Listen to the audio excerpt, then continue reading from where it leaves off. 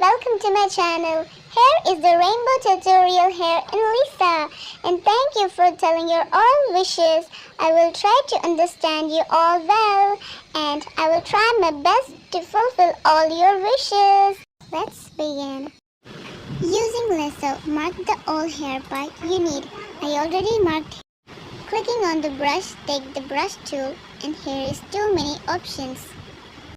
You can easily find the rainbow brush in materials. For more easiest, I'm clicking on search bar and writing rainbow.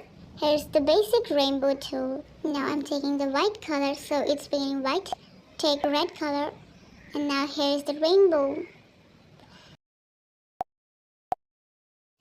If you take light pink color, you may get pastel rainbow hair. It's so cool. Now, let's start our video. Rainbow hair color on Lisa. Follow the instructions, step by step, an easy tutorial. Let's do it together.